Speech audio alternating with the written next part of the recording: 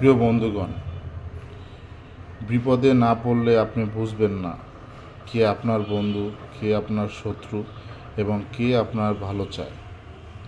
আপনাকে একজন যোগ্য মানুষ হিসেবে গড়ে তোলার জন্য মহান আল্লাহ তাআলা আপনাকে বিপদ দেয়। বিপদ না দিলে আপনার যে বুদ্ধি, আপনার যে সাহস, আপনার যে চিন্তা করার ক্ষমতা, মানুষকে অনুভব করার ক্ষমতা, সেটা আপনি বুঝবেন না। সমাজে এত মানুষ আছে, সবাই কিন্তু মুখোশ পরা। যারা আপনার জন্য এখন জান দিয়ে দেয়, আপনি খারাপ পরিস্থিতিতে পড়লে তারাই আপনাকে ক্ষতি করার জন্য পিছনে বসে নানান গুটি চালবে। এরকমই হয়ে আসতেছে। আপনি যত অভিজ্ঞ, যত সফল এবং যত জীবনে এগিয়ে যাবেন, তত আপনার পাশে আপনার বন্ধুর সংখ্যা হারিয়ে যাবে। বাস্তব যারা ভালো চায় তারাই আপনার পাশে এসে দাঁড়াবে। যারা আপনার ক্ষতি চায় তাদের মুখোশ উন্মোচন হবে।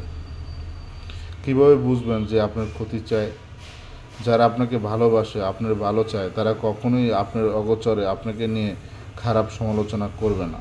তারা আপনার সামনাসামনি, আপনার মনে যাতে কষ্ট না পান সেইভাবে পজিটিভলি আপনার দোষটা আপনাকে বলে দিবে। যারা আপনার ভালো চায় তারা কখনোই আপনার কোনো ত্রুটির কথা অন্য কারোর মাঝখানে প্রকাশ করবে না।